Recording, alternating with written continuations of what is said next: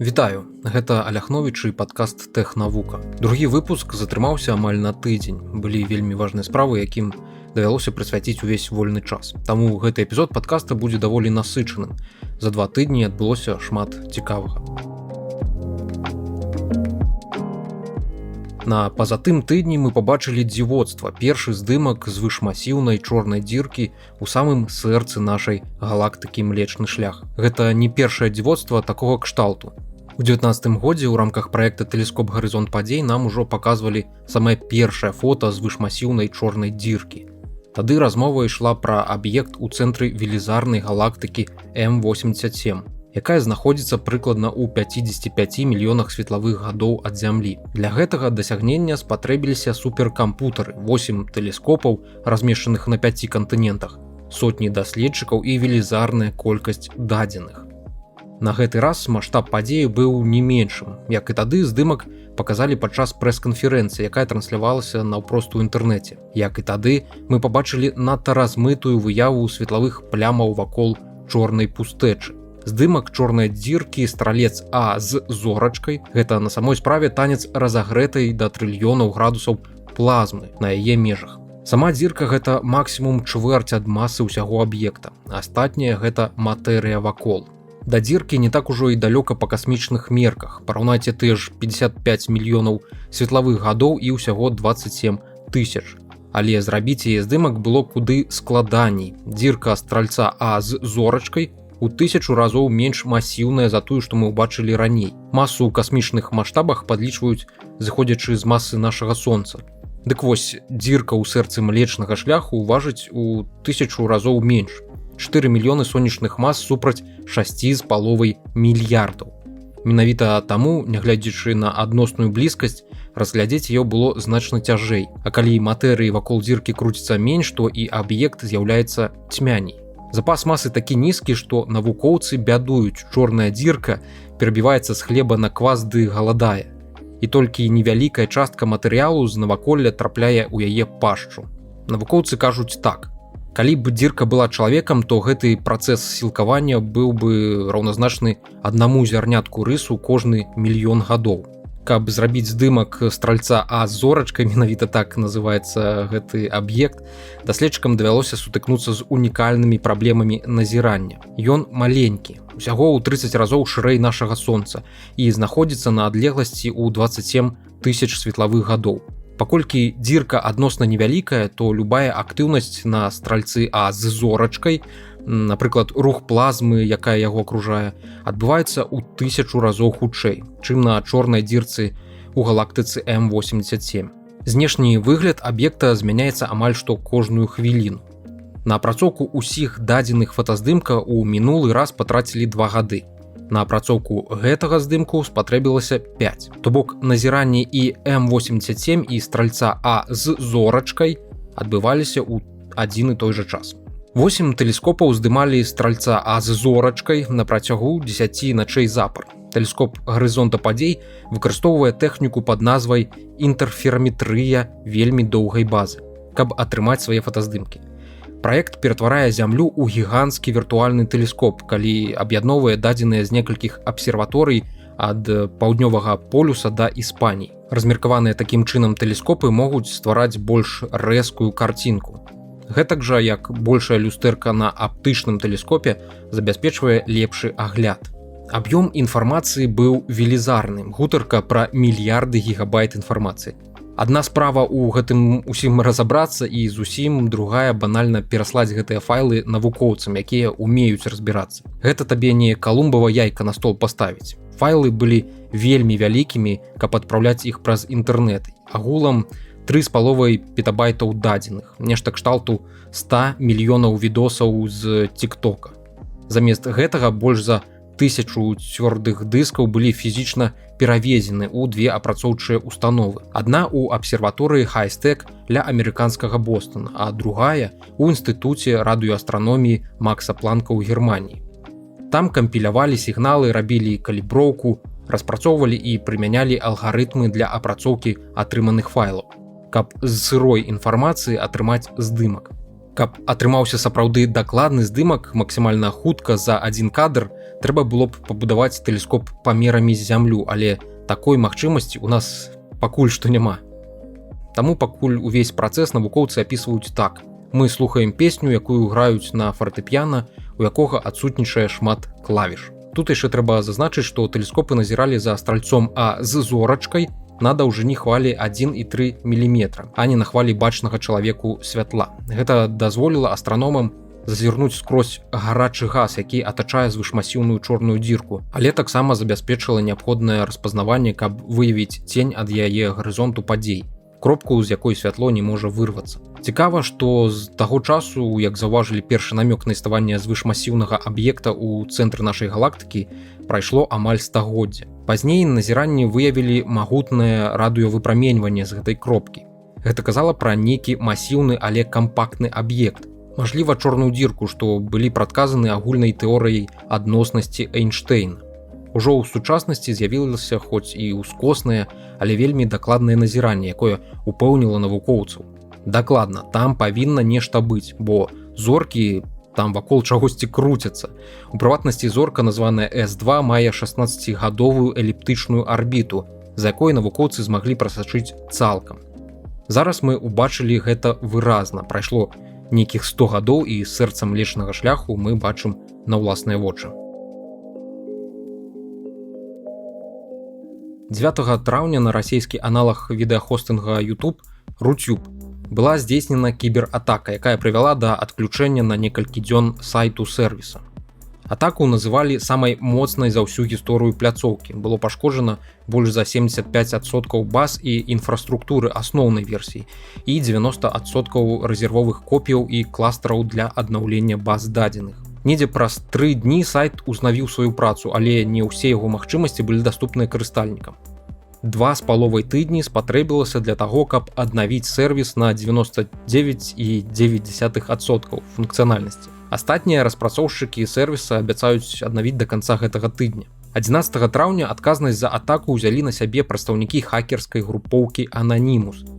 Яны заявілі, што Rutube, магчыма, знік назаўсёды, але адміністрацыя відэахостынгу адмаўляла, што зыходны код сайта быў выдалены і не падлягае аднаўленню. Па меркаванні прадстаўнікоў сэрвісу атака была дарагой і загадзя спланаванай. Хакеры хутчэй за ўсё атрымалі шырокі доступ да ўнутраных сістэм. Казваліся меркаванні, што удзел у атацы бралі таксама і супрацоўнікі сэрвіса, але да гэтай пары нейкай дакладнай інфармацыі бракуе. Вядома, што да расследавання прыцягнулі спецоў з фірмы Positive Technologies. Яны расказвалі, што хакеры сапраўды ведалі, каго атакавалі. Гэта не была нейкая выпадковая мішень. Хакеры спампавалі некаторы аб'ём унутранай інфармацыі сэрвісу, каб выкласці дадзеныя ў публічны доступ. Так яны пацвердзілі свой напад і прыцягнулі павышаную масавую увагу да яго.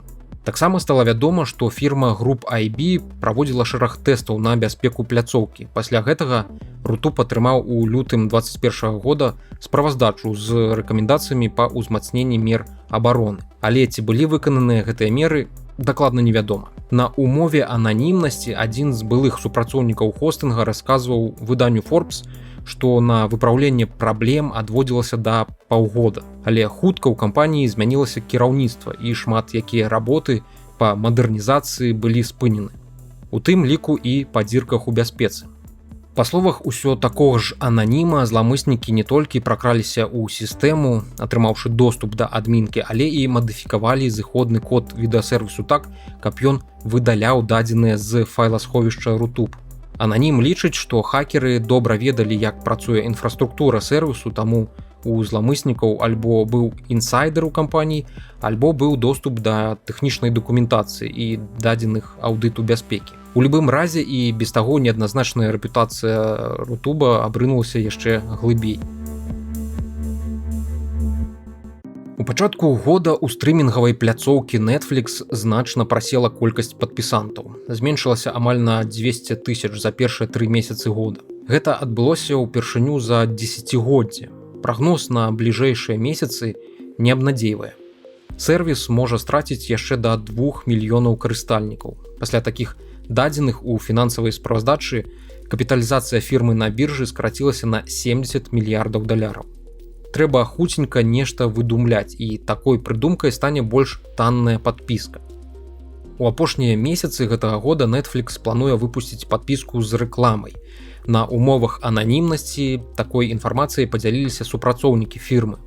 Гэта адбудзецца пасля многіх гадоў публічных заяваў, што рэкламныя ролікі ніколі не з'явяцца на стрымінгавай пляцоўцы. Таксама да канца года Netflix пачне змагацца з абменамі пароляў, што шырока практыкуецца сярод абаненцкай базы сэрвіса. Гэта, як чакаецца, і прывядзе да значнага скарачэння падпісантаў. З'яўленне рэкламнай падпіскі не азначае, што кіно і серыялы зможа глядзець любы жадаючы. Гэты ўзровень падпіскі будзе таксама платным, толькі таннейшым, чым звычайныя. Падобныя планы маюць і іншыя стрымінгавыя сервісы. Напрыклад, HBO Max прапануе паслугі без рэкламы за $15 у месяц і бярэ $10 у месяц за паслугу з рэкламай. Кожная буйная стрымінгавая кампанія, за выключэннем Apple, мае або ўжо абвесціла пра планы з рэкламай. Іншая справа, што такая больш танная падпіска наўрад ці будзе з'яўляцца хутка і па ўсім свеце адначасова. Дзе знойдуцца рэкламадаўцы, там з'явіцца і больш танны тарыф. Калі ў вашай краіне рэкламны рынок не надта буйны або зусім не існуе, то і чакаць нейкай прывабнай прапановы ад Netflix я б не стаў. Пасля амаль 22 гадоў Apple спыняе вытворчасць дэвайсаў, якія змянілі спажывецкую электроніку і прывялі да стварэння iPhone. Так, новых плеераў iPod Touch рабіць больш не будуць. Цэлая лінейка сыходзіць у мінулае. Значная лінейка, менавіта плееры iPod натхнілі стварэнне iPhone і ператварылі Крэмніевую даліну ў эпіцэнтр сусветнага капіталізму. Першы iPod прадставілі ў 2001 годзе. З таго часу прадалі больш за 450 мільёнаў розных мадэляў плеера. З іх у мінулым годзе было прадана 3 мільёны. Гэта кропля ў моры у параўнанні з 250 мільёнамі смартфонаў, якія за той жа час прадала кампанія. У гэтым, хутчэй за ўсё, і хаваецца адказ на пытанне, а чаму, уласна, трэба спыняць вытворчасць плеераў. Яны даўно ўжо шырокаму колу спажыўцоў не патрэбны, а апошні iPod Touch дык зусім ва ўсім падобны да звычайнага айфона. Толькі што яму бракуе магчымасцяў сотавай сувязі. Тым не менш, iPod, мабыць, быў першым значным поспехам Apple на масавым рынку. У ім спалучыліся неперасяжны прамысловы дызайн, апаратная інжынерыя, праграмнае забеспячэнне і паслугі. Apple выйшла на гэты рынак амаль апошняй, але ўсё адно перамагла. Першыя лічбавыя музычныя плееры пачалі з'яўляцца ў канцы 90-х гадоў. Самыя раннія версіі маглі ўтрымліваць некалькі дзясяткаў песень, што дазваляла людзям, якія ў раннія гады капіявалі кампакт-дыскі на свае камп'ютары, пераносіць гэтыя песні ў свае кішэні. Джобс, што вярнуўся ў Apple пасля доўгага выгнання, бачыў у гэтай новай катэгорыі магчымасць надаць сучаснай прывабнасці старэючаму камп'ютарнаму бізнесу кампаніі. У японскай Ташыбы інжынеры Apple адшукалі новую распрацоўку, жорсткі дыск, які мог утрымліваць да 1000 песень, і пры гэтым быў суперкампактны. У гэты ж час Apple набыла кампанію, звязаную з софтам для MP3, які стаў асновай для iTunes, лічбавага музычнага аўтамата, дзе людзі набывалі музыку, арганізоўвалі свае бібліятэкі і перадавалі песні на iPod. Тады ж на мяжы тысячагоддзя такія сервісы, як Napster, дазвалялі бясплатна пампаваць музло, а музычная індустрыя была на мяжы банкрутства. Самы просты спосаб змагацца з пірацтвам, як мы бачылі на шматлікіх прыкладах, гэта зрабіць набыццё і спажыванне кантэнту зручным. Музычныя лейблы згадзіліся на прапанову Apple прадаваць іх музыку ў iTunes па 99 центаў за песню. Хоць штосьці, але зарабляць. Даць магчымасць легальна набыць кантэнт тым, каму патрэбны лічбавыя копіі. iPod mini, iTunes на віндзе. Джобс супраціўляўся гэтаму, але пазней гэты крок быў прызнаны бліскучым з пункту гледжання эканомікі. iPod быў паўсюль, ён натхніў на стварэнне айфона, а мадэль, па якой працаваў iTunes, стала продкам таго, што мы ўбачылі з магазінам прыладаў Apple Store, які дазваляў пампаваць і купляць софт для мабільніка, і зараз дазваляе. Здаецца, Ілон Маск ацвярозіў і нарэшце сцяміў, што ў выпадку з твітарам ён носіцца як дурны з дзвярыма. Я ўжо казаў, што такое даражэзнае набыццё за $44 мільярды зусім не суадносіцца з тымі даходамі і прыбыткамі, якія дэманструе гэтая соцсетка. Гэта просто каціныя слёзы. Так, Маск расказваў направа і налева, што збіраецца падвоіць, патроіць і амаль што не ў космас запуліць эканоміку Твіттера, але зараз, падаецца, ён здае назад. Спярша была інфа, што ён шукае інвестыцыйныя фонды і заахвочвае знаёмых далучыцца да угоды і раскідаць выдаткі неяк больш-менш па-братэрску. А зараз і зусім заявіў, што угода на паўзе. Маск вырашыў, што Твіттеру трэба паказаць яму доказы таго, што на пляцоўцы сярод зарэгістраваных карыстальнікаў менш за 5% з'яўляюцца ботамі. Па яго падліках гэты адсотак куды больш.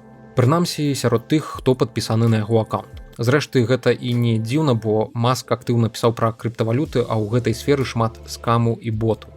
Самае простае тлумачэнне новага дзівоцтва Маска заключаецца ў тым, што ён проста хоча збіць цану на соцсетку. Ён уцяміў, што моцна пераплачвае. Калі б ён рабіў сваю прапанову сёння, то мог бы заплаціць за адну каштоўную паперу Твіттера $28 замест першапачаткова прапанаваных 54 з капейкамі. Розніца амаль напалову. Відавочна, што ён мог прадбачыць, як далей будзе рухацца рынок. Зараз наогул у многіх тэхналагічных кампаній настае момант працверазець. Іх акцыі значна падаюць. Некаторыя фірмы скарачаюць наём новых супрацоўнікаў, месцамі ідуць звальненні. А стартапам раяць зацягваць паясы, бо бліжэйшым часам рака інвестыцый пераўтворыцца ў крынічку. Некаторыя эксперты параўноўваюць цяперашнюю сітуацыю на тэхналагічным рынку з перадпачаткам бурбалкі даткомаў, што покнула ў марце 2000 года. Тады біржы абваліліся ў 1,5 разы, шмат інвестараў страцілі свае інвестыцыі, а тэхналагічныя стартапы абанкруціліся. Тады падавалася, што рынок дасягнуў свайго дна, але ўсё насамрэч стала значна горш. Многія эканомікі свету зараз знаходзяцца на мяжы рэцэсіі, у тым ліку і Кітай, дзе з-за кавідных выбухаў вялікія гарады часткова аказаліся пад карантынам. Так, сітуацыя пагоршыла ў апошнія некалькі дзён, але і на час прапановы Маска яна была зусім нестабільнай. Але і Твіттер не знаходзіцца ў такім ужо нейкім безвыходным стане, каб прадавацца па грош цане. Таму Маску прыйдзецца ці жыць з існуючай угодай па Твіттары, ці адмовіцца ад яе і прыняць наступствы, выплаціць той самы гарантыйны мільярд, які ён абяцаў у выпадку разрыва угоды. Microsoft рыхтуецца да будучай Windows на працэсарах з ARM архітэктурай. На пачатку тыдня адбылася онлайн-канферэнцыя кампаніі для распрацоўшчыкаў, дзе яна расказала, што ў 11-й віндзе ў гэтым годзе нарэшце з'явяцца віджеты ад пабочных распрацоўшчыкаў. Пакуль там ёсць толькі натыўныя віджеты самой Microsoft для Outlook, навін, надвор'е. Гэта, мабыць, самае цікавае для звычайнага карыстальніка вінды, што было на канферэнцыі. Яшчэ і Microsoft Store нарэшце атрымае падтрымку праграмы аднаўлення. То бок, калі зараз юзеры павінны ручкамі на новым ПК пампаваць з бібліятэкі магазіны свае праграмы, то ў далейшым можна будзе рабіць гэта аўтаматычна. Гэта павінна палегчыць пераезд на новы камп'ютар. Трэба зазначыць, што ў гэтым магазіне ёсць далёка не ўсе віндовыя праграмы. Нешмат распрацоўшчыкаў аддае перавагу Microsoft Store, але ў апошнія часы там з'явіліся Zoom, Firefox, OBS.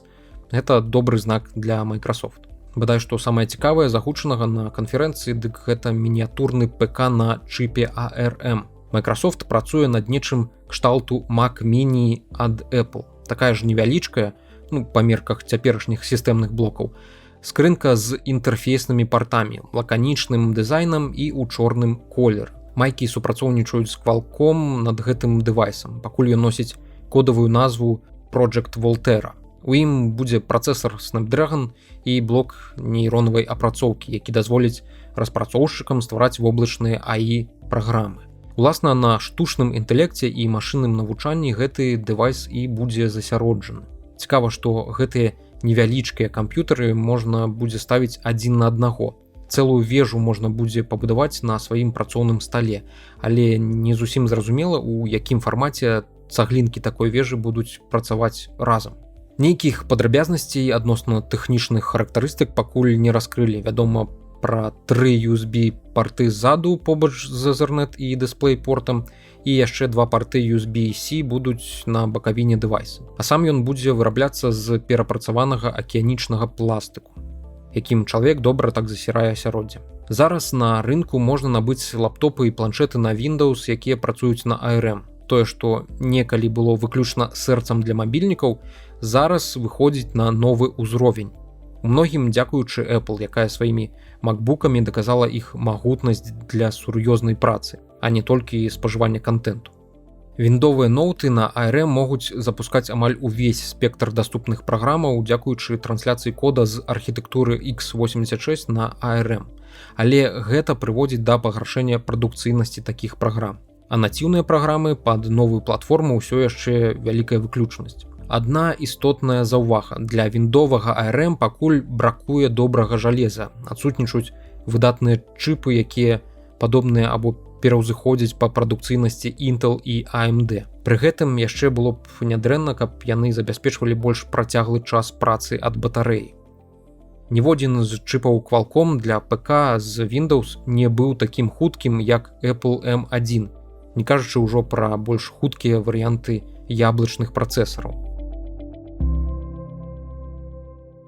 Па ўсім свеце распаўсюджваецца новая інфекцыя, нібыта старой нам было мала. Малпавая воспа. Па стане на 24 траўня вядома пра 131 пацверджаны выпадак. Яшчэ 106 чалавек падазраюць у гэтым захворванні. Выпадкі зафіксаваны ў еўрапейскіх краінах, для якіх раней гэта інфекцыя не была ўласцівай. Таксама ў Паўночнай Амерыцы і Аўстраліі. Малпавая воспа ў асноўным была распаўсюджана ў Афрыцы, але зараз гэтыя выпадкі ўжо амаль што на кожным кантыненце ёсць. Малпавая воспа – гэта вірусная інфекцыя. Яна выклікае падобныя да грыпу сімптомы. Ліхаманку, ламаніну ў касцях, а таксама характэрную шышкаватую высыпку, якая можа свярбець. Заразіцца ёю можна пры працяглым і шчыльным кантакце з інфікаванай жывёлай ці чалавекам. Ён цесна звязаны з вірусам, які выклікае воспу, але працякае менш цяжка. Большасць людзей ачуньвае праз некалькі тыдняў нават без лячэння. Але захворванне ўсё адно можа быць смяротным. Цяперашняе, як падаецца навукоўцам, можа быць смяротным у 1% выпадкаў. Паходжанне гэтай канкрэтнай успышкі незразумела, і навукоўцы шукаюць ключы да тлумачэння яе распаўсюджвання. Першы выпадак гэтай успышкі быў зарэгістраваны ў Вялікабрытаніі у чалавека, які нядаўна вярнуўся з Нігерыі, дзе, на думку брытанцаў, ён і падхапіў гэты вірус. Ці варта нам турбавацца? Хоць рызыка для насельніцтва застаецца вельмі нізкай, але СААС занепакоена тым, што людзі могуць распаўсюджваць вірус нават неўсвядомлена пры кантакце з іншымі людзьмі, паколькі больш лёгкія выпадкі захворвання могуць заставацца незаўважанымі.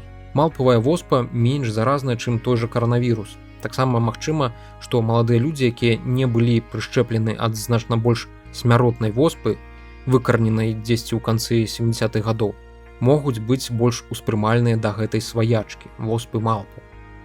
Вакцыны супраць воспы эфектыўныя, прынамсі на 85% для прадухілення гэтай малпавай воспы. У ЗША нават назапасілі дастаткова вакцын супраць воспы, каб вакцынаваць усё насельніцтва.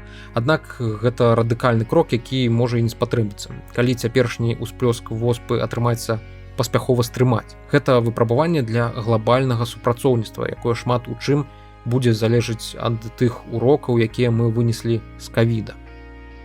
Як і мінулым разам, да новай інфекцыі паспелі прыплесці Біла Гейтса. Канспіролагі з Твіттеру пабачылі яго мінулагодняе інтэрв'ю, дзе ён казаў, што наступная эпідэмія можа быць куды больш небяспечная за ковід. Там фігуравала якраз такі слова воспа. Супадзенне?